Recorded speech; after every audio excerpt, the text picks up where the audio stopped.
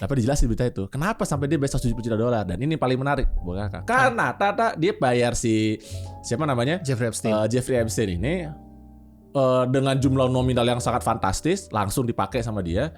Intinya itu buat bayar apa coba? Apa? Buat bayar nyuap cewek-cewek dipakai sama si Leon Black. Jadi supaya diem aja. Supaya diem aja. Dan ini sebenarnya adalah is a massive kalau kita bilang namanya itu massive security operation failure. Karena berarti Leon Black ini walaupun dia pinter untuk menghasilkan duit miliaran dolar untuk perusahaan dia dan diri dia sendiri, dia tidak cukup pintar untuk menutupi jejaknya.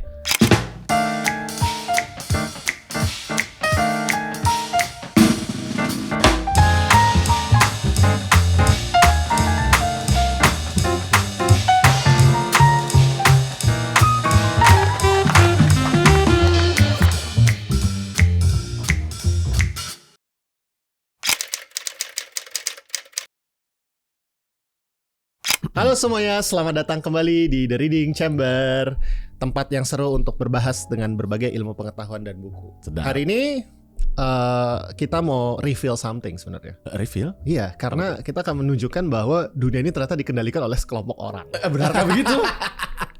Jadi udah berapa kali ya kita sempat bahas ya Mas Pram terkait dengan apalah orang-orang ini pengen tahu soal konspirasi. Apakah konspirasi Wahyudi itu benar gitu, ataukah ternyata dunia ini dikendalikan oleh suatu organisasi rahasia isinya kadal-kadal gitu ya. Kan apa? Lizard Man ya. Ini kan sebenarnya kadal. Apa namanya? Lizard Man ya. Sebenarnya kucing. Oh iya, bisa jadi kucing ya. Atau see all the AI's kung fu cat gitu. Dan juga yang tidak kalah penting ya, mungkin kalau di Indonesia ini kan selalu pasti ada konspirasi ya dari para konglomerat dari apa untuk mengendalikan. Oh, kita konspirasi asing biasanya, ingin menghancurkan Indonesia. Asing ya, dengan antek-antek asing ini kan luar biasa ini. Nah, tapi kita udah hebat. Tapi makanya ini kan banyak sekali kalau sudah kita analisis lebih lanjut, ini bener atau enggak sih, atau jangan-jangan sebenarnya adalah hayal-hayal kita semata. Nah, hari ini kita mau membahas nih beberapa buku yang mungkin membantu untuk membuat tabir mata teman-teman ini menjadi lebih melihat konspirasi itu dari sudut pandang yang lebih baik. Nah, hari ini kita ada 15 buku, makanya kita dibagi jadi 2 episode yang ini. Karena kalau nanti panjang banget nih ya. Walaupun saya tahu banyak orang nggak pinginnya kita panjang-panjang ya. Betul, nggak apa-apa. Untuk efisiensi kita juga makanya dibagi 2 episode. Mohon maaf. Nanti saya juga jadi saya juga bisa baca sendiri kok. Nah, jadi gue udah lihat baca bukunya, gue udah lihat beberapa ininya, dan kayaknya memang kita mencoba menarik ke topik yang sekarang lagi heboh, tapi nggak di Indonesia doang sih sebenarnya. Ini karena Indonesia sih nggak terlalu ya, tapi Amerika, Epstein File. Betul. Nah, ini adalah topik yang kayak ya memang dia melakukan kejahatan yang sangat mengerikan ya. Itu real ya. Dalam artian of course. Melakukan itu assault gitu ya, SE gitu ya kepada anak-anak di bawah umur, itu udah real, udah dituntut juga gitu ya. Terus habis itu juga melakukan banyak sekali penggelapan uang ya kayaknya juga. Nah, ini kejahatan yang real. Tapi kan jadi pertanyaan adalah ketika emailnya bocor ini kan, apa ini? Kok tiba-tiba ada orang-orang berkuasa ini, jangan-jangan terus ada memuja setan gitu kan. Apa ini? Nah, ini mungkin sebagai pembuka yang baik, Mas Ron tadi udah ngasih tahu ke saya satu buku nih. Saya tertarik sekali untuk ngeliat ini lebih lanjut. Ini buku kayak Sunstein ini ya? Ya, silakan. Tapi sebelum itu kita mesti ada cerita sedikit dulu background. Kenapa sih tiba-tiba terinspirasi membahas ini? Ini semua gara-gara kasusnya itu loh, si Profesor Jiang. Ini kita bakal di attack sih menurut gue, tapi ya udahlah. Nah, itu readernya Reading Chamber tuh beda level gitu ya. Di Twitter mungkin ya. Karena kemarin kayaknya di Twitter. Jadi I read siapa tuh yang ngomong ya? Noah Pinin atau biasalah yang Noah Pinin I think. Bukan Richard Hanania. Ya dia memang orangnya agak aneh sih, tapi dia itu dulu satu kelas sama kakak di University of Chicago. Oh, serius? Iya. Master atau PhD? Dia JD. Oh, dia Richard Hanania jadi sama kayak Asher gitu? Bukan, kalau Asher itu kan LLM sama JSD bareng PhD-nya. Tapi dia pernah ambil kalau dia satu angkatan. Jadi satu angkatan. Jadi waktu itu bahkan kita pernah ngambil kelas bareng. And I still remember it's the Delaware Supreme Court Judicial Review. Jadi kita kayak jadi hakim di Delaware yang ngebahas bikin presiden tapi buat hukum korporasi. So he's a very smart guy, tapi memang suka mengambil pendapat-pendapatnya agak-agak aneh gitu ya, dan memang sangat anti woke juga. But again, from academic point of view, he's a smart guy. I like him. Dan kemudian dia ngomong waktu itu, intinya ngebahas tentang si Profesor Jiang ini kan. Dan kemudian kakak nonton satu klip. Ya nggak perlu kita ngomongin dari mana klipnya gitu kan ya. Tapi dia si Profesor Jiang di interview lah ya sama satu orang gitu kan.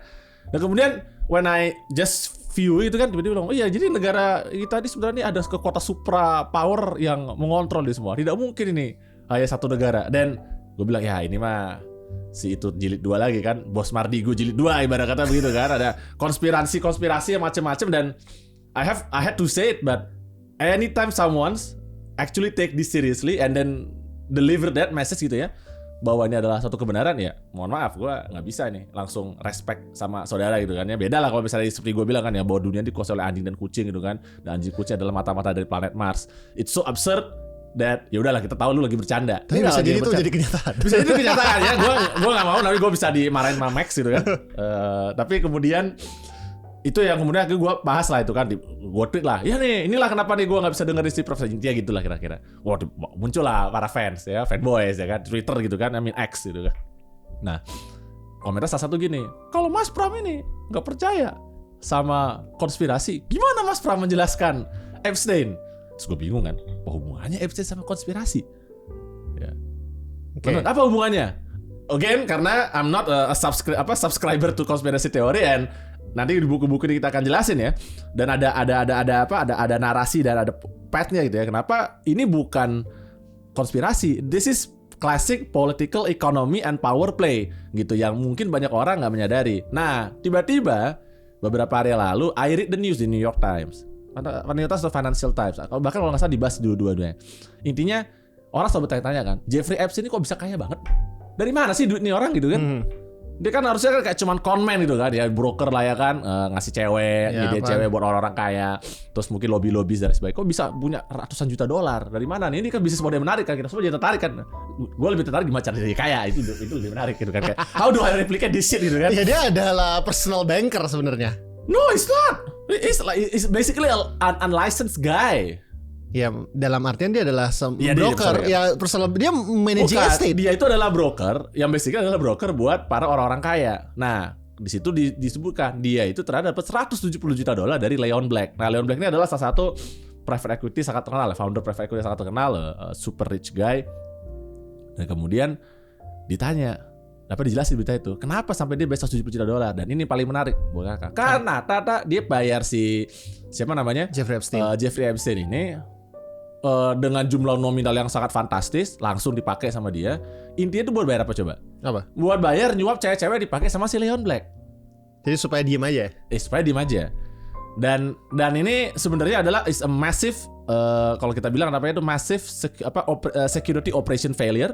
Karena berarti Leon Black ini walaupun dia pinter untuk menghasilkan duit miliaran dolar untuk perusahaan dia dan diri dia sendiri, dia tidak cukup pintar untuk menutupi jejaknya. Sehingga, karena dia berharap bahwa Jeffrey Epstein yang bertugas untuk menutupi jejaknya. Isn't that so? Tapi itulah kesalahan terbesarnya. Dan itu dijelaskan kalau orang yang ngerti game teori beneran ya, bukan yang kayak tadi yang asal-asalan gitu kan ya. Udah nggak ngerti apalagi diomongin gitu kan. Jadi dari situ terinspirasi, dan I said to Pras, episode ini kita harus bahas masalah konspirasi teori ini, dan juga kenapa supaya orang juga lebih terdidik dan and I think realize nggak ada kita bisa menyederhanakan suatu masalah ya kan, atau kemudian menyimpulkan suatu orang itu bagus banget dan lain sebagainya cuma gara-gara tadi nonton satu episode. Kan Jiang itu terkenal banget gara-gara itu kan, yang dia bikin prediksi lah ya beberapa bulan lalu gitu kan, bilang ini nanti akan ada perang antara Iran dan Amerika dan kemudian Iran yang akan menang. Ini ibaratnya kayak ada jam mati pasti 2 kali bener dia lari gitu kan. Tapi kan you can make a lot of predictions, right? And then if at least 2 atau 3 benar itu kan, dan you will convince enough people. Ini ada caranya guys. Jadi lu kirim email ke 10.000 orang tiap minggu. Nah, bikin aja yes or no kan. The first week 5.000 salah, 5.000 asumsi 50-50 kan. Jadi 5.000 salah, out. Minggu depannya lu kirim ke 5.000 tuh, kirim lagi prediksi. Sisa minggu depannya berapa? 2.500. Di minggu ketiga kirim lagi, sisa berapa? 1.250. Berikutnya kirim lagi, sisa 625. Minggu berikutnya lagi kirim berapa? 300. Kan terakhir sampai akhirnya nanti mungkin lu ada dapat 100 aja. Yang percaya dalam 7 minggu itu lu gak pernah salah. Ya benar, itu statistically speaking memang benar. Itu cara yang benar. Benar, itu cara lu nipu orang. Tolong jangan dipakai ya. Tapi maksud gua itu tuh gak susah sebenarnya. Kalau lu pinter dikit aja, lu bisa nipu orang gitu. Dan it's very easy. Message ini bukan berarti ada untuk mengencourage Anda kami tidak sama sekali tidak menginspirasi. Tolong jangan melakukan kegiatan ilegal. Ini bukan konstitusi sebagai advice. Sama seperti AI kan, kalau misalnya lu melakukan sesuatu ilegal, dia akan langsung bilang mohon maaf, ethical ini saya tidak bisa menjawab itu gitu. Anyway.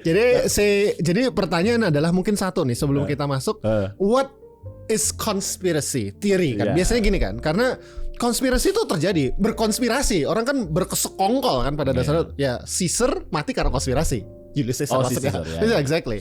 Terus kita juga tahu ada kasus konspirasi dalam artian pemerintah Amerika bersekongkol untuk menggunakan memata-matai ininya warga negaranya ya, through the program yang dulu Edward Snowden bocorkan Prism gitu. Jadi konspirasi is an actions yang memang terjadi ya, maksudnya kayak bisa dilakukan gitu ya. Bisa jadi ada truth, sama kayak gosip gitu kan. Betul kan. Nah, tapi yang mau kita highlight di sini sebenarnya lebih ke arah conspiracy theory yang kadang-kala kalau lu periksa sebenarnya nggak masuk akal banget gitu ya. Mungkin contoh yang paling clear adalah setiap kali kita tuh berpikir jangan-jangan ada sekelompok orang nih mengelola segala macam di muka bumi ini tanpa salah, memplanning dengan 100% hit rate. Itu kan yang sebenarnya selalu kita kritisi gitu. Karena I saw in Twitter pernah ada kejadian kalau Illuminati itu beneran luar biasa dahsyat, they have a hell lot of project manager yang luar biasa hebat. Iya. Dan mereka adalah project manager on time, on budget, selalu bisa menang, stakeholder manajemennya exceptional. Might be true, tapi kayak what a chance gitu ya. Ya itu sebenarnya dalam skala kecil bisa, tapi nggak bisa dalam skala gede dalam satu planet bumi ini karena it's just too many variables to be considered ya kan. Kalau misalnya kita mau bikin contoh yang bener konspirasi yang bisa bener dilaksanakan, dan I think it's a whole different story and a whole different episode. Misalnya kayak waktu Israel memasukkan tim anti Mossadnya Iran, itu adalah pimpinannya adalah dari Mossad itu sendiri. That's actually a conspiracy. That's actually not a conspiracy, that's a intelligence operation. Yeah, that's how you conspire. Waktu dia selama bertahun-tahun membangun plan untuk membuat perusahaan pager palsu, menjadikan perusahaan pager nomor 1 di dunia untuk kemudian mensuplai pager isinya bom ke Hezbollah. Itu adalah our plan measured in centuries. Itu benar-benar Jan Beserit ya kan, Frank Haber will be proud gitu kan. Yeah, that's a conspiracy. I will not consider that as a conspiracy. But what? That's a true intelligence operation done professionally. Makanya dia bilang kan, at certain level, yes you can. Israel is a very targeted environment kan. Satu tim khusus dan kerjaannya benar-benar spesifik. Kerjanya sangat spesifik. What you are trying to say adalah ada satu yang benar-benar mengontrol jalur dunia ini berjalan dari history, dari mulai manusia itu bipedal itu ibarat kata gitu kan, menginjak kaki menggunakan dua kaki sampai kemudian sampai sekarang tuh semua udah terkontrol satu organisasi. Itu yang mohon maaf probability-nya sama kayak Big Bang terjadi gitu kan, very small tapi might happen. Well, not zero but not necessarily bisa kejadian in our lifetime karena saking susahnya dan saking ininya. Nah ini kemudian kita masuk ke buku pertama kita hari ini ya, yaitu konspirasi teori dan ada dangerous ideas dari Cass Sunstein. Yang menurut saya bukunya kebanyakan di recycle aja deh. Nah, jadi memang karena dia udah dia memang salah satu paling produktif, tapi produktif dia itu adalah merecycle buku-bukunya untuk kemudian diterbitkan dengan jilid baru dan beberapa tambahannya. Kalau dibaca tuh kayak lu cuma adding few things di sini. Tapi ini bener gak? Nggak masalah. Tapi itu pinter ini sebagai salah satu ahli law economics. Kalau lu bisa menjual lagi yang sama dan kemudian orang masih bilang, oh ini buku baru lagi guys. Karena berapa banyak orang yang benar-benar membaca semua buku dia dan kemudian menyebutkan anjay lu nulis sama lagi berulang-ulang. Nggak banyak kan? Benar. Tapi mungkin kalau di Amerika udah banyak, tapi kalau mungkin di Amerika. Oke, gimana? Jadi salah satu prinsip dasar dari Cass Sunstein itu adalah dia bilang gini, konspirasi teoris itu sebenarnya bukan berarti orang yang subscribe itu necessarily idiot atau bego gitu kan. Walaupun memang seringkali ketika kita berinteraksi itu ya kayak merasa lagi baca buku surrounded by idiots gitu ya. Tetapi yang terjadi adalah not necessarily dia idiot, tapi adalah bad epistemology, or yang mungkin lebih tepat adalah bad data. The data is being corrupted.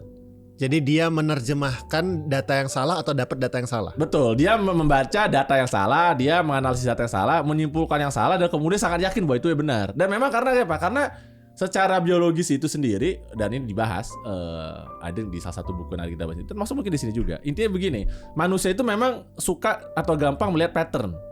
Itu adalah hasil dari evolusi otak kita katanya, ya kan? Untuk kalau tadi misalnya ada semak-semak bergerak, kemungkinan besar adalah singa, kemungkinan besar adalah predator bisa memakan gua. Karena apa? Cost dia benar dibandingkan cost dia salah sangat signifikan. Kalaupun ternyata dia salah ya udah nggak apa-apa, gue kabur di satu sebenarnya nggak ada, it's fine. Tapi kalau gue santai-santai aja gue akan mati dimakan sama predator. Ada resiko. Betul. Itu ada di sistem itu juga. Iya ada kan. Jadi itu sebabnya kenapa. Dan itu kenapa mungkin banyak orang mungkin berhalusinasi atau dia bilang, hah itu di ruangan Globus itu ada apa? Ada makhluk-makhluk lain atau ada dan sebagainya. Timbul dari kemampuan persepsi otak kita untuk something is wrong and then I will try to make a connection. Disitulah akhirnya konspirasi teori terbangun, maka bisa ada konspirasi the flat world, flat earth, ada konspirasi bulan. Flat earth ini lucu banget sih, because I remember ada kepala BIG, Badan Informasi Geospasial, bahkan mengumpulkan para flat earthers, terus dia menjelaskan bahwa lu salah, tapi tetap gak bisa diterima. Enggak, itu biasa aja. Ada waktu itu kakak tahu di YouTube, mereka mencoba membuktikan bahwa bumi itu datar kan, menggunakan teori menggunakan eksperimen digunakan oleh bumi itu bulat. Dan kemudian hasilnya memang bumi itu bulat. Jadi dia bilang, kayaknya ada salah ya, kok kita nggak susah ini kan? Ini mungkin kita salah. Jadi udah bayangin dia udah dia melakukan eksperimennya, membuktikan dirinya sendiri salah dan dia tetap nggak percaya. Ya itu berarti kan salah satu inti dari teori konspirasi ini adalah bahwa belief itu stick gitu ya. Once you interpret bad data, it sticks with you gitu. Dan satu ini juga, kenapa juga ini ada satu lagi juga yang ini nggak selalu gampang menjelaskan kepada orang lain alternatifnya. Jadi sebagai contoh begini. Kan tadi kamu kadang mikir males kan, kamu udah lihat penjelasan paling gampang, Cam Risers tapi on steroid lah, ya kan, udahlah paling sederhana gini aja gitu kan. Sebagai contoh, manusia ini bener nggak sih berasal dari evolusi, ya kan? This is a question that I do a lot of research, I discuss sama berbagai macam AI dan sebagainya. Took years for me to understand bagaimana caranya manusia itu bisa menjadi kayak sekarang. Ya kan, dan karena kita selalu mikir kan evolusi itu individual, badan dijelasin evolusi itu nggak individual, evolusi itu adalah selalu in population. Bayangin kayak kalau paling gampang itu adalah menjelaskan bagaimana kalau misalnya bahasa itu dari yang dulu itu berevolusi, dan paling contoh gampang ini adalah Old English sama Modern English. Ya. Kalau kamu baca dan nonton banyak video-videonya juga yang kayak orang yang ngomong dengan bahasa Old English, you cannot even understand whatever they being said. Itu adalah evolusi 500-1000 tahun lah. Yeah, I have a book on that. Power of Bible. Yeah. Jadi bahasa itu benar-benar berubah. Nah, evolusi itu kayak begitu.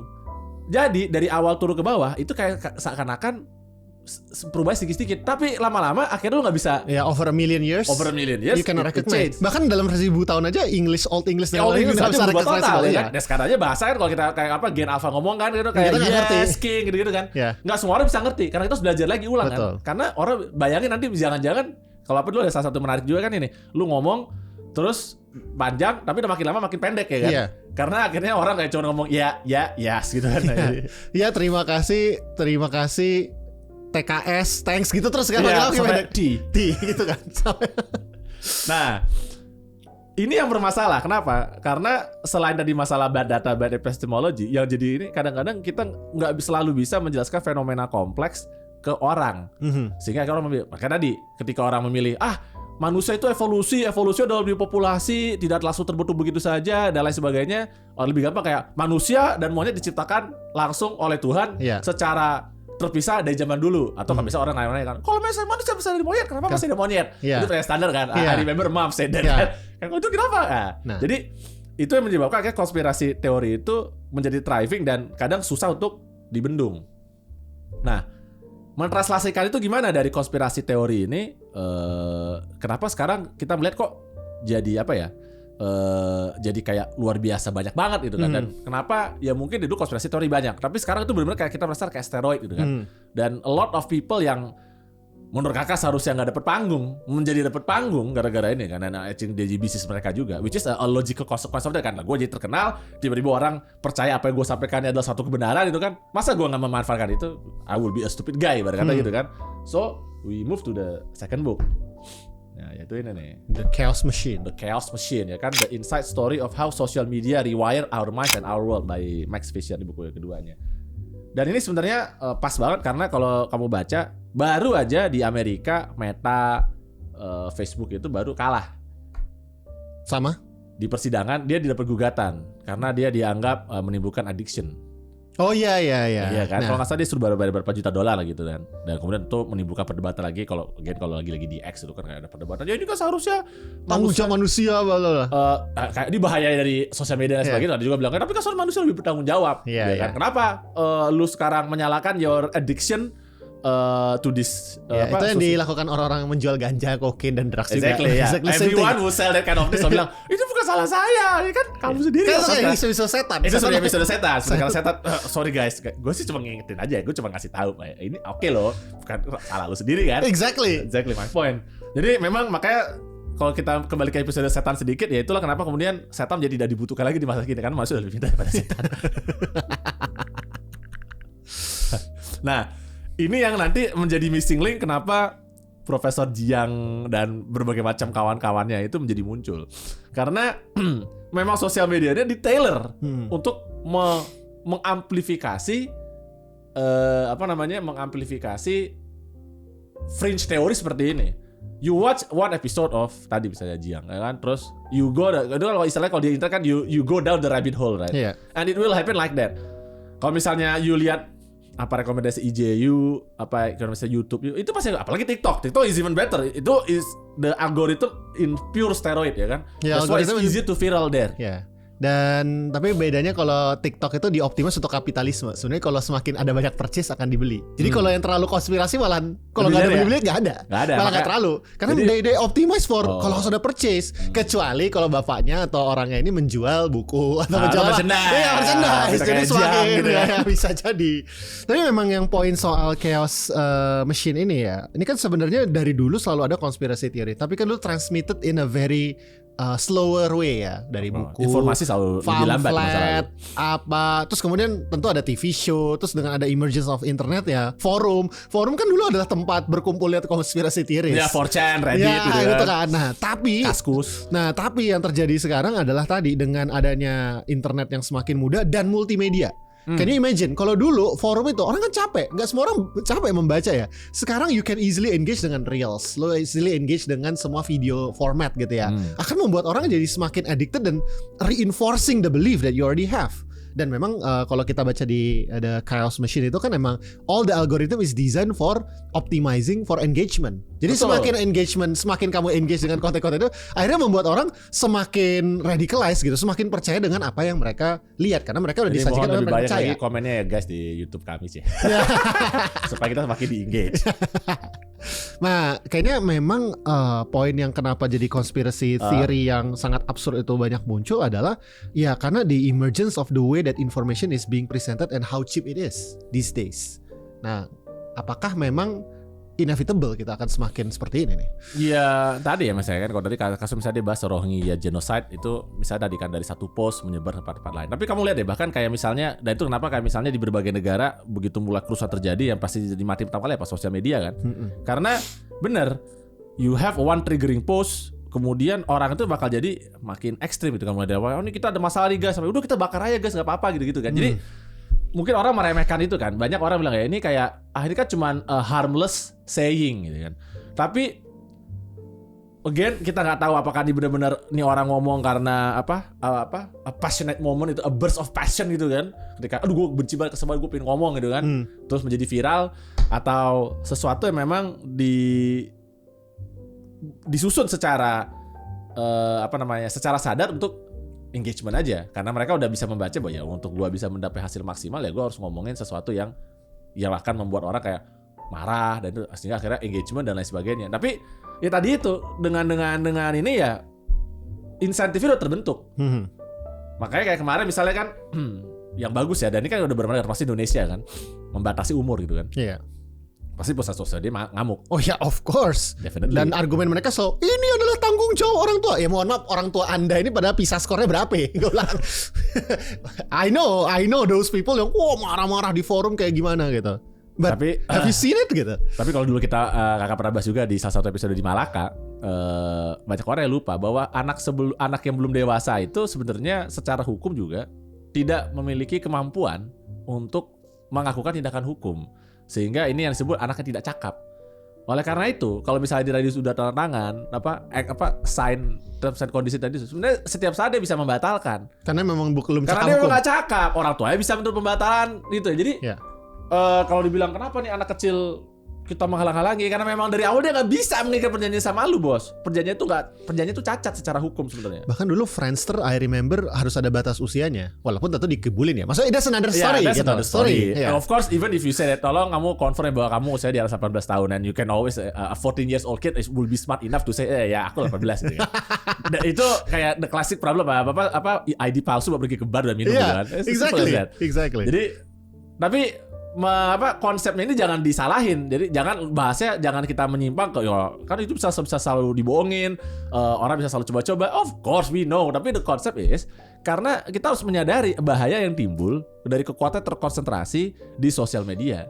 ya kalau misalnya kita nggak kontrol dan misalnya negara nggak, again tentu akan selalu ada tensi antara negara kebebasan, negara cawe-cawe dengan negara cawe-cawe nanti jadi di diktatorship gitu kan. Memang karena gue pengen mengontrol informasi kan. Atau dengan tadi perusahaan medianya kan, ini kan kayak kita memilih dikuasai siapa? Ya lu mau dikuasai siapa? Who's your overlord now, right? The social media company or the government, you choose one gitu kan. The one you trust more kan. Iya. Tapi paling parah adalah ini kalau kita bicara teori konspirasi, the social media and the government working in tandem. Dikuasai oleh satu orang. Itu yang even worse gitu kan. Nah, itulah kayak mati kita gitu. Sebenarnya dari satu coba menggabungkan itu. Tebak siapa? Cina. Enggak. Apa? Donald Trump lah dengan truth social. That guy is gini ya. Apa namanya, a really bad administrator but a really good politician, dan also at least ya walaupun dia banyak melakukan keputusan bisnis yang berantakan, ada satu lah yang dia ini kan, dia tahu bagaimana caranya karena dia ahli gini. Biasa kalau lu bad at business, you're good at rente. Jadi dia tahu bagaimana cara memakan karena mumpung dia lagi berkuasa, itu kan truth social. Truth social ini kan bernilai kenapa? Karena Donald Trump adalah presiden. Iya kan. Kalau dia bukan presiden ya nggak ada artinya. Siapa sih ini orang ngomong kayak itu, kayak orang di pinggir jalan kayak lu tahu nggak ada konspirasi, tapi begitu presiden Amerika sendiri yang ngomong, dan people sulit untuk mendiskon itu kan. Iya kan? Sulit lah. Exactly my point. Jadi makanya ya tadi lah itu kenapa dengan chaos mesin ini dan akan semakin banyak ya, dan ini yang bikin kita kesel juga kan. Karena ini sesuatu kita juga kan. Karena kita udah bahas kan ya, episode kita ini kan sangat bermutu gitu kan. Iya. Wow, luar biasa. Terima kasih. Terima kasih semuanya. Terima kasih atas ini sendiri. Tapi memang jangkauannya akan sangat berbeda. Dan walaupun gitu, I'm happy dengan apa yang sudah kita lakukan selama ini kan. Karena kita dapat komen-komen yang bagus, komen-komen highly engaging, dan komen-komen thoughtful gitu kan. Udah lucu-lucu juga. We thankful. Dan I think that's the kind nih. Karena project kita ini kan sebenarnya nggak serta-merta kita pengen bikin engagement ya. I mean, with our capability and skills, I think we can make like something to like Profesor Jiang gitu kan. Kalian tahu gak guys? Ya sebenarnya gitu kan. Dan tadi gue bilang buku ini, gini lah ya. Gue kasih di buku ini. Belum tentu orang bakal baca juga. Satu, belum tentu dia bakal baca. Bisa jadi percaya aja apa kita omongin, bener gak? Benar, bisa jadi. Kedua, kalau lu baca, belum tentu lu ngerti. That's how lisan al-gaib itu menjadi. Cara lisan al-gaib. Sebenarnya kita membangun model kita ini memang trust kan. Trust kepada us gitu kan. Bahwa apa kita omongin ini bener. Or at least kita berusaha lah ya. Bisa jadi itu kita salah kan. Kita gak pernah mengklaim bahwa kita adalah kebenaran yang mutlak ya. Mohon maaf. Tapi ya kita berusaha, tapi again in the hand yang orang yang benar-benar kayak nggak peduli itu semua, dan bikin monetisasi, we can make this conspiracy channel and probably will be more successful. Ya itulah, mudah-mudahan ya, kita nggak tahu ya apa yang terjadi ya, mudah-mudahan masih tetap ada integritas. Lanjut. Sebenarnya bukan masalah integritas sih, tapi lebih ke apa? Ya kesel aja gitu, kayak this is beneath me. Jadi more of pride. Oke, luar biasa. Lanjut, ini apa? Deep state ya? Lanjut. Ini apa nih? What is? Itu berapa lama? Masih oke waktu kan? Ya, aman. Oke. Berikut ini salah satu juga penulis yang my favorite ya di Twitter, and I think so many haters of him. Karena kan dia kan dulu Republican. I know, The Death of Expertise. Iya kan, Tom Nichols kan. Jadi ini dia, The Death of Expertise, tapi ini udah yang updated and expanded version ya kan. The Campaign Against Established Knowledge and Why It Matters. Dan gue kalau ngeliatin Tom Nichols itu adalah kayak, ya dia kan udah pensiunan kan. Jadi dia sekarang lebih banyak waktu tuh engaging gitu kan. Dia lebih banyak waktu untuk ngajak ribut orang aja. Iya, dia juga sekarang salah satu editor di Atlantic. I always enjoy his views itu kan. Ya kalau misalnya dulu kalau kita mau baca analisis yang benar tentang perang Rusia misalnya, perang Rusia Ukraine, I read his analysis. Kenapa? Karena dia dulu adalah dosen di naval, ya kayak school navalnya sekolah Amerika. Iya, dia lulusan sekolah Amerika. Iya, jadi ini bukan tipikal orang kayak Profesor Jiang. Wah, Profesor Jiang atau kayak di Twitter. Again ini ya, ini gue bukan mau menyalahkan orang yang apa ya, tanpa kredensial tiba-tiba ngomong dan kemudian kita mendiskon dia. No, I don't discount Profesor Jiang because of his credentials, bahwa dia hanyalah seorang guru gitu kan. I don't discount that. I immediately discount him begitu dia tadi ngomong tentang teori konspirasi. Begitu juga ketika tadi dia misalnya ngomong tentang tadi kan siapa akan menang antara Iran versus Amerika. Terus kemudian dia bilang menang Iran itu kan karena masalah drone, itu lebih murah dan lain sebagainya. Tapi dan dia udah berdiri di situ, dia langsung pergi prediksi seperti itu. Karena nggak sekompleks itu, dan kita mungkin bisa sedikit bahas juga ya. Ini mungkin di the part 2 of this episode. You are telling some people discounting the exact problem bahwa perang ini bisa go both ways gitu kan. The strategy is not as simple as that. Yes, in certain circumstances Iran bisa menang lawan Amerika dengan tadi yang apa dia sampaikan. Ya, dengan drone yang low cost. Drone yang low cost versus defense yang jauh lebih mahal. Iya. Logically speaking, it sounds. Jadi misalnya ini it is logically sound, tapi it's just one alternative. Iya. Kan masalah dia adalah yang I lose respect adalah lu membungkus itu menjadi kayak inilah adalah salah satunya alternatif yang akan terjadi. Satu-satunya alternatif. Iya, kayak semacam adalah salah satu alternatif yang akan terjadi. Orang ya inilah kenapa nih bakal dengan kemudian kalau lihat banyak di X itu ya. Karena I read a lot itu kan banyak orang-orang yang basically pakai analisis AI. Udah kemudian itu lu bisa baca deh analisis kan. This is the game changer. This is how it changed everything gitu loh ya. Itu bahasa AI banget. This changed everything. Gue udah baca gitu, aduh. Apa AI slop apa lagi sih ini gitu kan wah gitu. No, it's not changing everything because a lot of complex factors playing around gitu kan. Jadi true analyst bakal bilang oke, ini gue akan lihat ini bisa goes ini kayak gini, ini situasi akan membuat dia kayak begini, ini seperti ini. Tolong bedakan sama orang lagi propaganda, gitu kan. Dulu gue bisa bedain antara Tom Nichols sama propaganda bisa dari tim Ukraina sama tim Rusia, ya kan?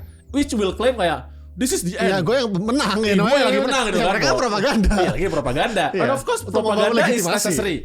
If you misalnya kakak lebih support Ukraina misalnya gitu kan, it's always ada feel good gitu kan di hati. Oh, alhamdulillah mungkin mereka menang gitu. Tapi in real analysis ya jangan begitu. Gitu. Lu gak bisa bikin keputusan analisis cuma gara-gara ya lu pingin banget mereka yang menang. Itu namanya berarti menjustifikasi keinginan lo, menjustifikasi emotion lo gitu. Itu kan namanya wishful thinking. Dan ini yang the death of expertise ini sebenarnya ada dua hal yang menjadi bencana yang mungkin kita bisa melihat kan. Satu adalah bahwa ahli-ahli kita itu dianggap bukan lagi ahli gitu kan. Orang selalu diragukan ya kan. Ya, karena gitu misalnya. Dan ini juga kemudian menciptakan ruang tadi buat tumbuhnya para konspirasi teoris atau para ahli-ahli yang gak jelas ini untuk ngomong dan kemudian dianggap bener karena paling tadi dia cukup terkenal dengan satu aja kayak artis yang sukses jual satu lagu gitu. Tapi and all the part of the album itu trash. Siapa dulu tuh misalnya tuh yang You're Beautiful itu bukannya You're Beautiful, that's true. Kalau nggak salah cuma dulu lagunya James Blunt. Nah iya benar. Kalau nggak salah cuma James Blunt tuh ada tuh. I don't know. Karena I don't even remember ada song karena cuma dulu satu-satunya yang sukses. Atau Rebecca Black dengan Friday. Itu bahkan dihina-hina rakyat semesta. Tapi sukses. Iya. By the way gue ngomong sama salah satu politisi ya dan dia bilang ya, lu harus hati-hati sama orang yang kalian pikir di sosial media itu dia dibenci banget. Kenapa? Karena even though mungkin dia sekarang dibenci banget, he actually build these guys actually building the momentum. Di saat yang tepat dia bisa mengkonversi tadi apa dibenci itu menjadi bisa benar. Makanya kalian ini tanpa gue harus sebut namanya, kalau kalian bisa terlalu benci sama satu polisi tertentu dan kalian mention itu terus-terusan, bisa jadi nanti dia jadi satu switch dan dia menang. Karena engagementnya udah gede. Karena udah engagement gede, ada momentum yang tepat, membuat orang jadi bersimpati karena dia udah ter-engage gitu. Bener. Jadi very good thinking. Ini very good thinking. Maka I think I learn a lot from this guy kayak itu apa namanya? Kalau terlalu dibenci jangan sampai juga lu mati dibunuh orang juga kan. Benar. Ya. Karena ada tipping point-nya. Lucu. You must be hated enough. Yes. Bener. Itu sama kayak sebenarnya Ira lakukan juga. Yeah. You attack tapi jangan terlalu ini. Kalau nggak nanti semua bakal balik lu. Bener kan? Iya bener. Nah semua orang ngerti itu. Kalau lu ngomong di Twitter tuh pakai AI itu kan this gave everything. This is the genius of it. Gitu lah. Permasalahan death of expertise ini kan selalu adalah orang tuh memandang para ahli ini kok pelintat-pelintut. Seperti misalnya ekonom bener kan on one hand, on the other hand. Terus kan orang kayak apa analisisnya gitu. Sedangkan orang-orang yang mungkin kita lihat di internet itu memberikan dengan tadi this is game changer, meyakinkan kan. You act like a salesperson. This is the end game. This is the end game gitu. Karena pada dasarnya orang kan gak suka dengan ketidakpastian. Orang butuh jawaban. Yes. Orang butuh jawaban. Ini endgame-nya kayak gimana sih? Gue nggak tahan nih. Kayak lu lihat lagi film, ini cliffhanger kan? Lu takut gitu, nggak suka dengan itu. Nah, ini yang diisi sama orang-orang yang sebenarnya nggak ada expertise tapi memiliki kepercayaan diri yang luar biasa dahsyat. Inilah kembali kita harus kakak harus mengingatkan salah satu imam besar dari mazhab Maliki, bukan Ali bin Abi Thalib kali ini. Udah kebanyakan. Kita harus ganti yang lain juga. Imam besar mazhab Maliki ya, Malik bin Anas gitu kan, pendiri School of Madinah gitu kan ya, yang menggunakan praktik Madinah sebagai salah satu sumber hukum Islam gitu kan. Ada salah satu kisah sangat terkenal banget dari Malik bin Anas ini. Suatu hari di forum dia, pesantrennya dia lah gitu kan, ada orang bertanya gitu kan. 40 pertanyaan diluncurkan ke beliau ini. Maksudnya dia AMA session. Ask me anything gitu kan, tapi tentang hukum Islam lah gitu kan. 40 pertanyaan diluncurkan oleh berbagai macam dan lain sebagainya, dan 40 dijawab Malik bin Anas dijawab, aku tidak tahu. But that's a true master, man. Itu master yang sebenarnya. Tapi bagaimana anak didiknya menanggapi itu? Nah, nggak mungkin nggak kalau beberapa ini kalau yang beberapa tafsir kayak ini sangat apa tawadu, zuhud ya. Bukan zuhud, beda tawadu, ya. Rendah hati. Dan itu kemudian menunjukkan kehati-hatian dalam beropini. Dan itu sebenarnya yang apa?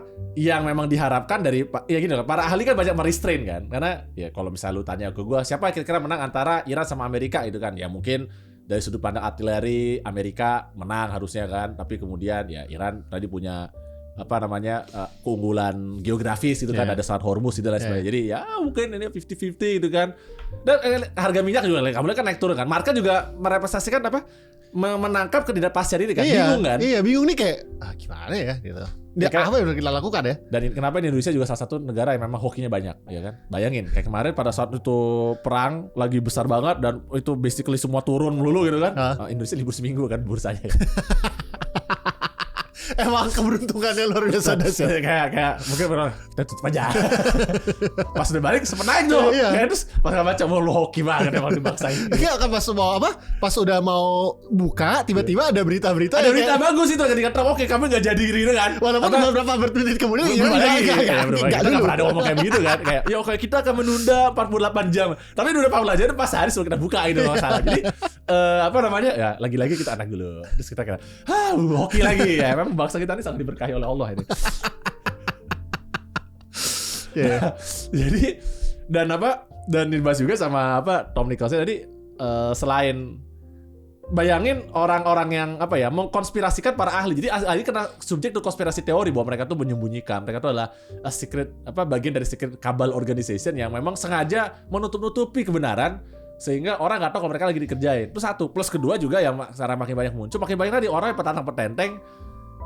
Dulu kan dari dulu banyak orang petantang-petenteng. Oh pasti. Tapi sekarang tadi teramplifikasi sama yang sosial media. Buku sosial media tadi kan petantang-petenteng, kemudian akhirnya orang jadi oh iya bener nih lebih bisa dipercaya nih. Ini orang dan orang kan tend to confirm their belief. Orang udah punya preconceived belief pastinya bahwa dunia ini nggak enak kan ketidakpastian.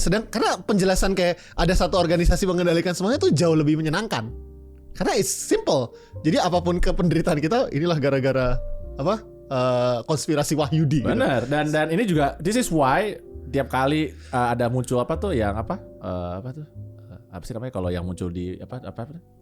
Kalau di page jadi muncul itu loh yang pop up. Anjay gue dulu lupa istilah pop up. Di pop up muncul kan, is this recommendation good for you? I always skip. Dia nggak pernah mau jawab di Instagram, di YouTube itu I never answer. I always click X, gue nggak mau. Karena I want to make sure there is a certain randomness di dalam rekomendasi buat gue. Yeah. Karena kalau begitu gue udah mulai klik-klikin nih, bakal masih itu doang aja. Makanya I can still see, perhaps ini mereka yang berhasil menipu gue, tapi I can still see a bit of randomness di dalam IG gue. Ya sebenarnya bisa juga dimatiin bahkan. Oh, bisa completely. Ya? Okay. Tapi nanti bakal jadi sangat random ya, dan atau enggak bisa recommendation bisa dimatiin juga. Ada juga fitur-fitur seperti itu. Karena juga banyak orang yang mungkin juga lebih merasa gue pengen punya control over this gitu. Tapi tentu tidak banyak ya. I see. Ya bener juga makanya itu kan sampai kalau misalnya kita tanya ke AI ya kan, I ask AI kayak misalnya, ini are you doing this and be honest with me ya kan? Are you doing this because you just want to bikin gue senang, bikin to please me or not gitu kan? Nah jawaban itu penting karena kalau misalnya tadi dia ternyata cuma buat please me kan kadang ngasih kayak dengan asumsi dia berjawab dengan asumsi dia benar. You never know. That's why always take everything with a grain of salt. Oke, silakan lanjut. Tadi ada seperti Dayana. Sekarang kita masuk ke tahap berikutnya kan, tentang the elite. Iya. Ini kesukaan warga nih. Kesukaan warga. Jadi yang pertama adalah the power elite. Ini adalah C. Wright Mills ya. Ini buku ditulis sebenarnya di tahun 50-an. Tapi masih tetap relevan. Dan yang disampaikan oleh C. Wright Mills ini adalah intinya bahwa mungkin mengkonfirmasi sebagian dari teori konspirasi bahwa ada suatu gebrakan atau ada suatu grup tertentu. Dan menurut saya memang grup itu ada, which is the powerful people. Dia grup itu ada tapi tidak seperti yang dibayangkan orang. Betul. Jadi kayak misalnya interlocking dari apa? Politisi, militer, dan corporate. Iya. Dan ini nggak akan pernah bisa nggak akan pernah bisa kita singkirkan karena memang ya militer punya senjata, corporate punya duit, politik, punya kuasa. Ya, mereka kadang-kadang go to the same school. Kalau di UK kan ada dari Eton. Ya, wajar dong. Di Inggris. Inggris ya, di UK. Ya, di Inggris kan Eton gitu ya. Ya. Ya, bayangin mereka tumbuh bersama, definitely they will gather gitu ya dengan segala kekuatan mereka. Tapi yang mungkin banyak disalahkan orang adalah seakan-akan interest mereka selalu sama. Betul. Ya ini yang orang kadang nggak apa ya. Jadi karena ini kan, kenapa makanya bikin grup superpower itu sangat susah sekali. Nanti kita bahas ketika kita masuk di episode berikutnya ya tentang diktator itu sendiri ya. Kenapa kan ini? Conspiracy theory yang bilang bikin grup organisasi itu butuh super diktator yang bisa menguasai alam ini 17 dimensi lainnya. Karena that's hard. Ya, it's really hard to ini kan. Yeah. Karena tadi si Wright Mills, lu ada grup-grup yang selalu berjalin berkesinambungan. Di Indonesia pun juga begitu kenyataannya kan. Akan selalu ada hubungan antara politik, militer sama bisnis, sama bisnis ya kan. Either bisa jadi D3 faksi ini kayak apa Three Kingdoms-nya Three Kingdoms, Romance of Three Kingdoms. Mereka akan tarik-tarikan. Mereka akan saling tarik-tarikan untuk membentuk ini kan. Sampai kemudian bisa jadi muncul lagi grup yang lain gitu kan. Dan itu ada satu hal yang sangat wajar. Jadi mereka bisa jadi berinteraksi tapi belum tentu mereka itu punya kepentingan yang sama. Dan ini yang kemudian menimbulkan atau memberikan ruang kenapa bisa jadi orang-orang kayak Epstein. Dialah penghubung. Ingat kalau dulu kita pernah bahas juga ya kan, dan I often also say this kan, untuk suatu gerakan menjadi sukses dia butuh 4 hal ya kan, eksekutor, networker, pemikir, the thinkers, the academicians, dan kemudian the patrons, the duit ya kan. Nah, Epstein ini adalah bagian dari network basically. Tadi aja eksekutor, network, pemikir, the pemikirnya, yang sama mikir, financier, dan kemudian financiernya. Yeah. Lu harus ada 4 ini untuk kemudian lu bisa menciptakan gerakan yang jalan dan sukses gitu kan. Apapun lu pingin lu jalankan di dunia ini lah berkata begitu. Kalau lu kurang satu, nggak ada eksekutor, ya ini cuman apa? Pemikir itu kelompok diskusi. Kelompok diskusi gitu ya. FGD, nggak penting gitu kan. Kalau lu punya eksekutor tapi kemudian nggak punya pemikirnya, tambah arah, hancur gitu kan. Nah itu ya kayak tadi, yang paling bahaya adalah orang mana paling bahaya dari 4 grup itu kan, pinter malas, pinter rajin, bodoh malas, bodoh rajin. Paling bahaya adalah bodoh rajin karena lu rajin menghancurkan semuanya. Terus kalau lu nggak punya network, ya lu nggak bisa mengamplifikasi ya, cuma kayak aja kita udah pinter banget guys, kenapa kita nggak sukses ya, karena nggak ada hubungan kita dengan yang lain gitu kan. Benar. Dan kemudian kalau lu nggak punya duit ya lu pakailah ini semua. Karena semua butuh duit. Betul. Mana uangnya? Kalau kata Ustadz Yusuf Mansur gitu kan. Mana duitnya, dari mana? Seperti kata presiden kan, kita tidak punya uang dulu. Nah, dulu. Sekarang banyak duitnya. Nah, dan again, I'm a lawyer juga kan. I serve a lot of corporate interest lah ibarat kata begitu kan. Dan ini bukannya kayak membuka tabir sedikit gitu kan. Ya memang pasti akan ada selalu proses lobby, pasti akan ada salah satu proses diskusi mengarahkan, misalnya tadi kan kita melihat misalnya ada regulasi mau keluar. Ya, cawe-cawe. Pasti nggak mungkin kita diem aja dan oh ya udah, oh baik akan ada regulasi seperti ini ya. Terima aja. Terima kasih negara itu nggak sekali gitu. Nggak mungkin itu. Kalian sekolah di mana sih gitu? Sebentar, kalian sekolah apa enggak gitu? Ya tadi ya. Ya karena ya kepentingannya itu siapapun yang terganggu periuk nasinya mesti bertindak. Kecuali memang orang ini sangat malas atau sangat ya udahlah bodo amat, submisif gitu. Nggak mungkin kan? Dan apa namanya, jadi sejarahnya bahkan dulu ketika Power Elite ini ditulis tahun 56 itu dianggap buku ini radikal gitu kan ya. Dia seorang sosiologis kan. Tapi kemudian kalau kita baca sekarang nggak ada satupun radikal. Apa dia dianggap ke kiri-kirian nggak? Mungkin dia dianggap ke kiri-kirian. Ya, karena kan kayak class struggle. Iya, class struggle. Itu kenapa kita selalu kalah gitu? Karena class struggle. Bener. Pasti dipantau. Ini komunis ya. Gue yakin banget tuh. Ya itu kalau nggak salah bagi zaman McCarthyism sih. Iya kan. Kalau zaman itu kan masih ngecek-ngecek kan buku-buku komunis. Makanya apa namanya? Jadi dari ini apa? Ya itu kenapa akhirnya dia sempat jadi buku radikal dan kemudian banyak orang yang meribut. Walaupun kalau sekarang ya setelah kita lihat ya memang ternyata ya inilah kenyataannya gitu ya guys. Dan that's why you need to have a better coordination if you want to beat this kind of it. Karena ya tadi mereka lebih entrenched. Ya bayangin satu dinasti lah ya yang udah lama gitu kan ya, it's always hard to beat that gitu kan. Walaupun itu satu dinasti bisa runtuh ya. Cina punya dari kebudayaan 5.000 tahun. Took time for them. Mereka bisa kalah sama Inggris sebenarnya kata gitu kan, dan it took them bangkit lagi butuh waktu, tapi tetap susah gitu untuk mengalahkan sesuatu. Makanya mereka punya apa ya namanya ya, kayak bahkan di Jepang gitu misalnya kan, kenapa dia punya ibu kota yang udah berdiri 1000 tahun itu ibarat kata gitu kan ya. Beda kan, susah kan. Bangsa kita sejarah masih pendek lah ibarat kata begitu kan. Jadi fighting people yang udah ada lama pasti akan selalu lebih sulit, dan itu sebabnya kenapa akhirnya kayak ada semacam cabal of organization, dan kenapa pasti harus ada jadi ya tadi orang-orang kayak Epstein. Jadi it's very normal alih-alihnya kayak ada gerakan konspirasi kejahatan gitu kan. Tapi bener adalah sangat wajar untuk orang-orang kaya ini mencari gitu, karena dia tadi butuh tangan yang ngurusin, atau mungkin aduh ini bisnis ini masa gue yang ngurusin beginian gitu kan, gue butuh. Jadi it's just a natural implications of apa namanya how power actually runs society and wealth. Iya. Ya kan. Nah, ini kita lanjut ke berikutnya ini kan ya. Power, pleasure and profit. Power, pleasure and profit itu kan insatiable appetites from Machiavelli to Madison.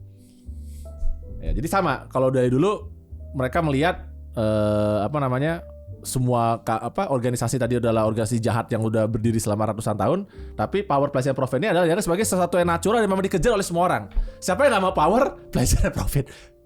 Ya ada juga sih yang aset berapa gitu banyak. Iya, tapi nggak banyak. Itu kalau kayak dulu di salah satu tulisan kakak kan, yang mendidik bukan sekedar pengabdian. Kan kita selalu bilang guru itu harus mengabdi gitu kan.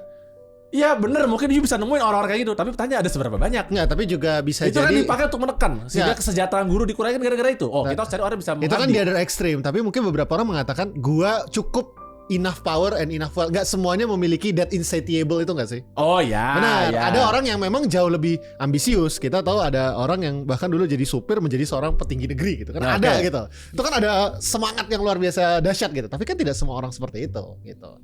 Ya mungkin semangatnya juga ada, tapi dia bilang gue berhenti cukup jadi manajer gitu misalnya. Betul, tapi kan orang kan berkata gini, the minority who works that much to regain everything eventually will get everything. Apa minority rule?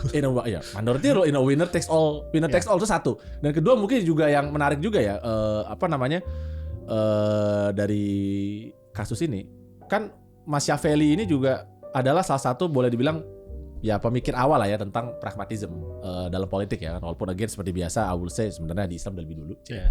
Tapi Machiavelli inilah yang kemudian menulis untuk di barat ya kan. Dan yang kan salah satu konsep dia itu adalah kadang bahkan orang menjadi jahat, prince become evil itu not necessarily karena dia evil, tapi because it is out of necessity. Exactly. Dia bilang kan kalau di bukunya sendiri dia bilang ya you can be penguasa yang out fear of love kan. Love. Tapi kalau dibikin strateginya actually fear actually wins more gitu kan. Exactly. Itu kan yang sebenarnya buku paling penting ini bukan mempromosikan lo harus jadi fearful, maksudnya harus jadi penguasa yang fear gitu kan, tapi lebih ke arah kalau lo pengen ngeranin successfully out of any options, being fear is the most effective way. That's the argument. Dan ini juga saling berinterrelasi karena di power butuh menghasilkan duit, butuh supply and demand, dan ini kemudian supply dan demand ini akhirnya menciptakan Epstein. Epstein itu adalah market mechanism. Market mechanism ketika ada misalnya orang kaya, aduh gue mau cari cewek nih, tapi gue kalau misalnya gue melakukannya sendiri bisa jadi terlalu berbahaya, gue butuh cari orang mungkin bisa gue percaya. Jadi gitu broker. Kan. Walaupun again, this is part of the game theory, nanti kita akan bahas di episode berikutnya ya kan. You put too much trust on this guy, that guy then have power over you. Barangkali kan, Epstein lu jadi broker gue ya, lu bisa gue percaya ya.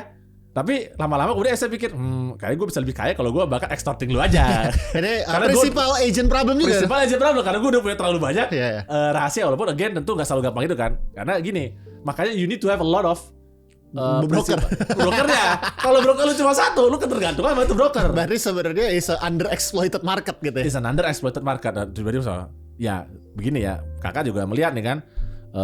Banyak juga ini orang-orang yang menurut kakak suatu hari akan jadi Epstein dan Ghislaine Maxwell penerusnya. And that's why we need to stop them now. Ya kan, once you know about this kind of people, di Indonesia pun juga ada orang-orang seperti itu kan.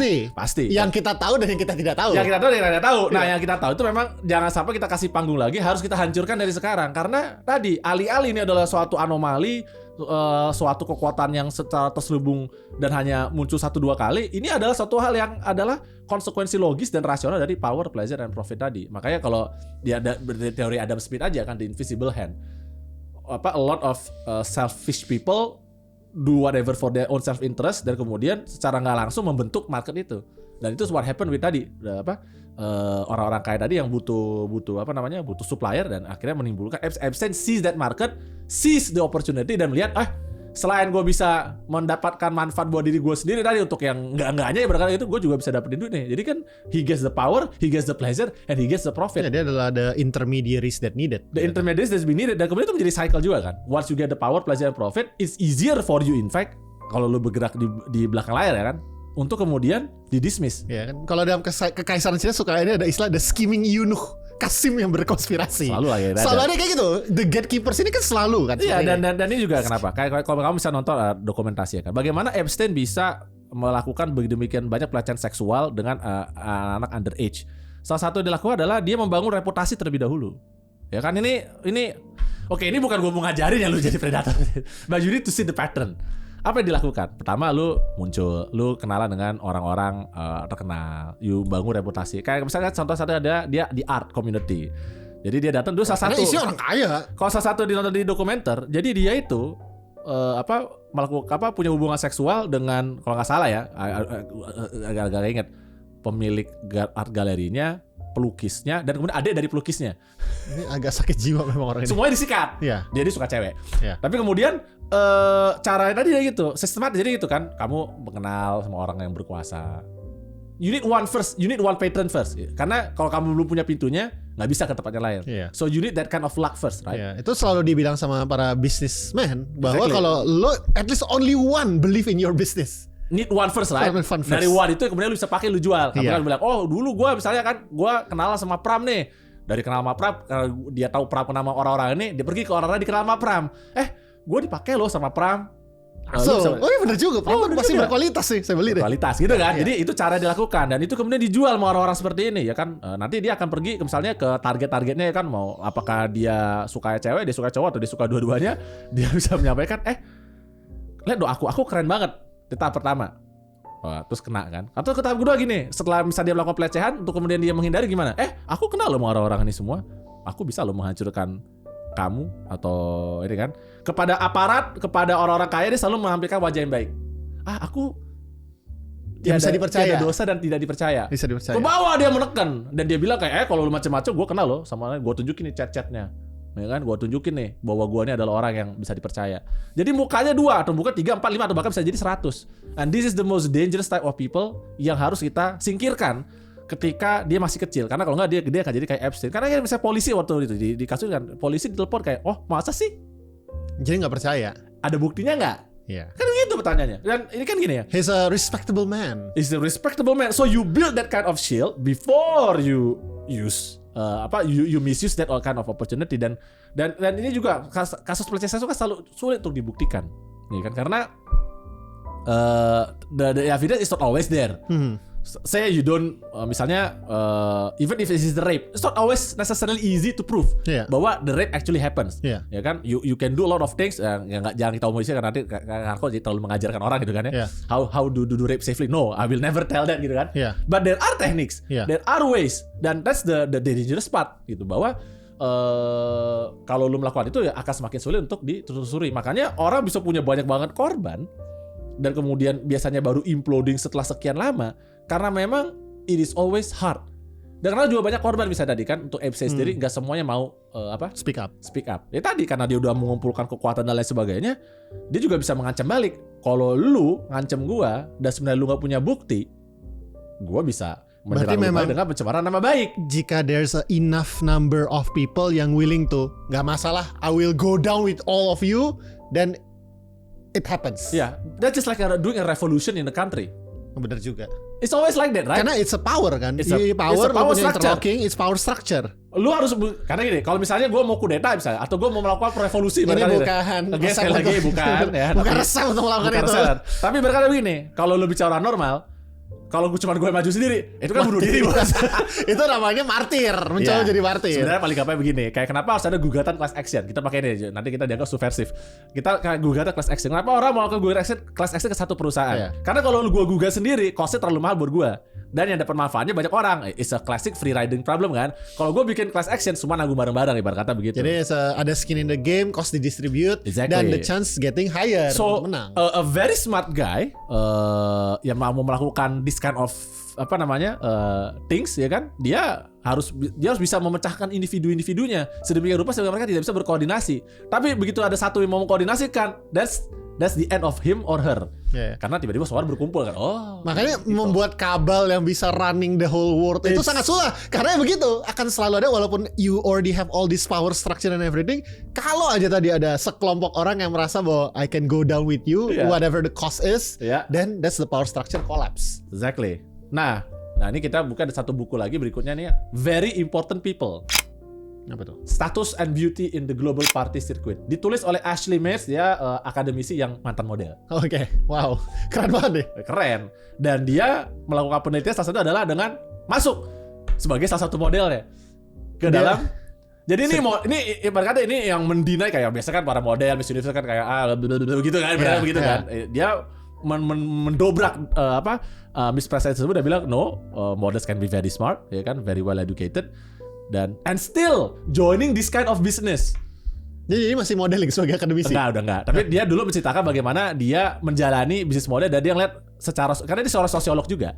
Jadi tadi si Wright Mills sosiolog. Dia melakukan studi live in ya. Studi live in ya. Beda kalau studi live in kan di kampung-kampung nih ya. Studi live in di party skala internasional dan mewah gitu kan. Dan tadi dia melihat dinamika dari yang sebenarnya mengkonfirmasi tadi kan power elite, mengkonfirmasi tadi power pelajaran profit.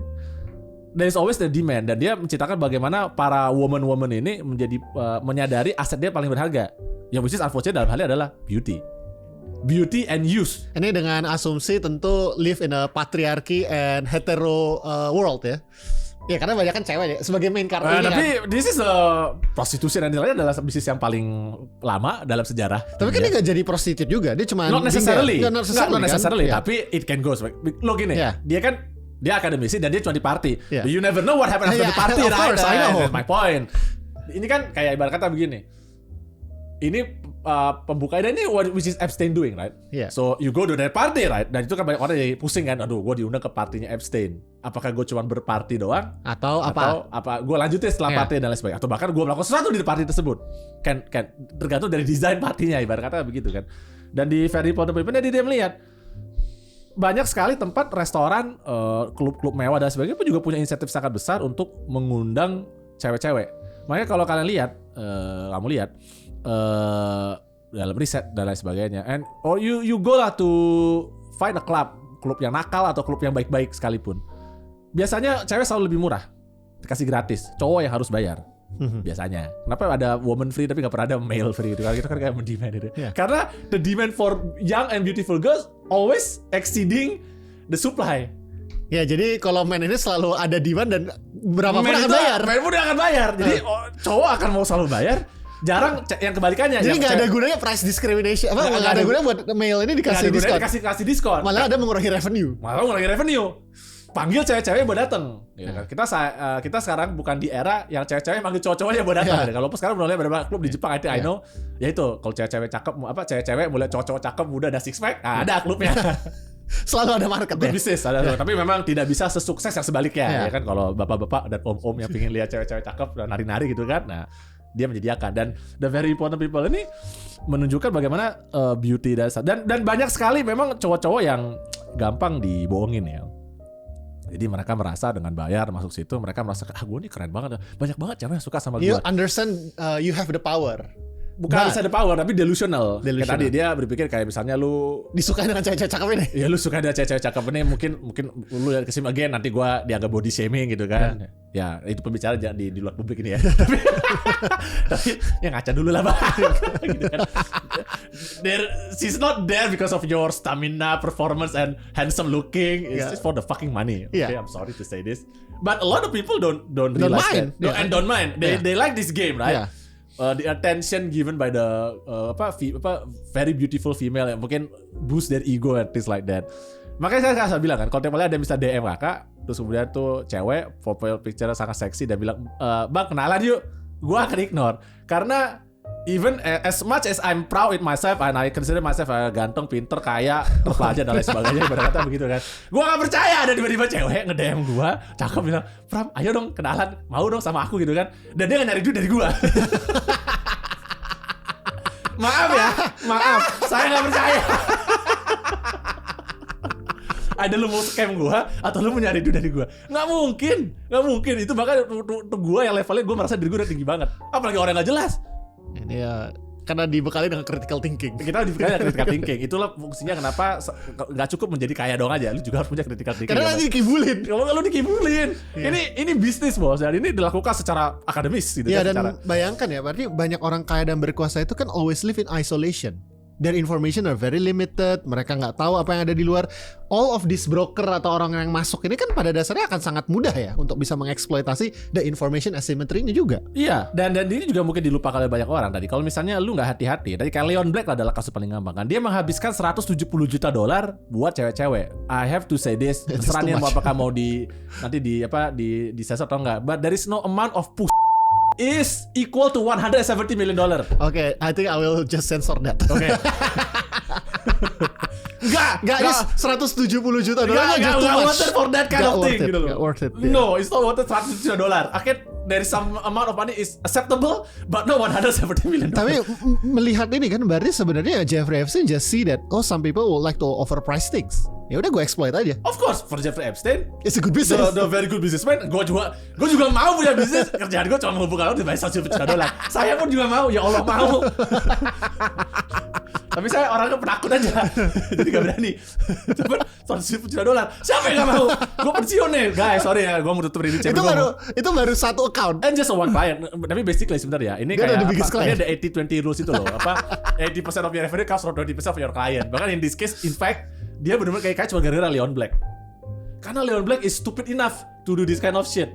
Ya kan? Dia bayar cewek $170 juta dan kemudian karena tadi dia gini, if you want to play this kind of game, you have to be very smart like a CIA or Mossad agent, ensuring orang nggak ada bukti, nggak ada sebagainya sehingga lu nggak kebaca. Atau kedua, lu benar-benar nggak peduli. Yeah. Itu hanya bisa dilakukan oleh orang kaya yang parnoan sih. Kalau mau melindungi itu. Kasus dulu kasus satu ya. I don't know this anecdote benar atau enggak. Dulu karena ada cerita ada gini. Kayak dulu pernah katanya agen Rusia itu pernah membocorin video-video Soekarno, ya kan? Dengan porno. Dengan pornografi dengan mudah-mudahan Rusia kan gitu. Dan Soekarno bilang, go ahead. Bangsa gue tuh suka banget sama gue aja. Mereka pasti lihat gue keren. Ini tuh have that kind of mental gitu kan. Untuk bilang silakan aja, emang gue takut. Gue sih tetap akan berkuasa ya berkata begitu. Or dari very smart menutupi semuanya secara ini. Nah, Leon Black ini masuk kategori blow on-nya. Jadi dia bayar. Jadi alih-alih dia mengontrol cewek-cewek ini, justru dia dikontrol sama cewek-cewek ini kan. Cewek itu kemudian balik kan. Gue punya lo bukti, misalnya kita berhubungan seksual. Gue punya bukti lu bareng sama gue dan lain sebagainya. Kalau lu nggak bayar gue, nanti gue akan bocor dan sebagainya. Nah, jadi dia kena di dan situ. Dia tahu dia ada cost kalau seandainya itu ter-reveal. Kalau buat Soekarno tadi dalam cerita itu ya nggak ada cost. Nggak ada kosnya berdua. Gue sama cewek-cewek bule-bule, gue menunjukkan anti-kolonialisme. Jadi kalau anti-imperialisme, jadi pada kata begini, different incentive work with different kan. Tapi nanti Epstein sees this dan ini kenapa memang the business runs so well and very successful. Ya kan kayak kemarin kan kita baru berita kan yang sangat disayangkan kan, seseorang yang berumuran sama kayak kakak tapi meninggal terlalu cepat, yaitu pendiri OnlyFans. Iya. Pendiri OnlyFans itu umurnya mati di umur 43 tahun karena kanker ya. Unfortunately dia tidak berhasil menyelamatkan diri dari kanker kan. Tapi tahu berapa kekayaannya? Sekitar $4,5 miliar. Again, kayak gue sering ngomong Pras, apa kita bisa bikin bisnis body kayak begini juga ya? Karena enak banget ya gitu ya. Di umur 43 udah punya $4,5 miliar. Again, I want to have that kind of money, okay? Of course I also want it. No. Gak mau ibarat kata begitu kan. Dan sebenarnya bahkan OnlyFans itu hitungannya adalah bisnis yang kalau kata haram tapi paling sedikit mudorotnya. Kenapa? Karena dia hanya menjual video, dia hanya menjual imajinasi. Cewek-cewek itu dengan dia menjual video kakinya, ibarat kata itu doang kan, atau badannya. Mereka bisa membeli banyak hal. Mereka bisa jual banyak hal ketika mereka harus menjual badannya beneran. Going to this kind of party is very dangerous loh. Kamu nggak pernah mikir kan, kerja as a prostitute is always a very dangerous job, and you can read a lot of books on that. Not necessary. Emang kalau pikir kliennya pasti adalah laki-laki yang baik hati, akan bahkan good looking nggak juga. Good looking, baik, tampan dan jadi calon suami idaman kamu berikutnya. No, it's not. Most probably you will find again without body shaming, probably fat, bald, ugly, and old. Okay, that's the reality. Dan bisa jadi yang lebih bahaya lagi, misalnya dia ternyata seorang sadomasochis misalnya, dia suka hal yang aneh-aneh atau enggak ini kan, yang kemudian sangat bisa membahayakan nyawa dari bersangkutan. So it's a very dangerous job actually, and that's why bahkan again the sad part adalah karena bisa jadi bahkan lu nggak bayar mahal untuk itu, nggak dibayar mahal untuk itu. At least kalau lu dibayar mahal masih ini lah, tapi kemudian bahkan lu nggak dibayar mahal. Kalau OnlyFans aslinya ada recurring revenue. Ada recurring revenue, of course nggak semua sukses ya kan. Ada juga orang yang beda dan kemudian tetap kaya. Tapi untuk beberapa yang successful adalah dia benar-benar cuma jual kayak gila. Gue cuma jual video kaki gue aja. Lu ada fans yang kayak mau bayar gue $100,000. Again stupid guy kan, but it happens dan itu safer kan. Yang penting lu nggak pernah sebut lu nama asli lu siapa, lu nggak pernah sebut lokasi lu di mana dan lain sebagainya kan. Jadi that's why I think kenapa this kind of business exists dan it's not a secret cable. It was never a secret cable. It's literally just what I call as a supply and demand. Oke, luar biasa. Ini kita udah 1 jam ya untuk bagian pertama. Jadi ini. But I think we cover a lot of very interesting book dan gue rasa ini akan menjadi pembuka juga nanti untuk episode berikutnya. Jadi sampai ketemu lagi di the next part in the reading chamber. See you.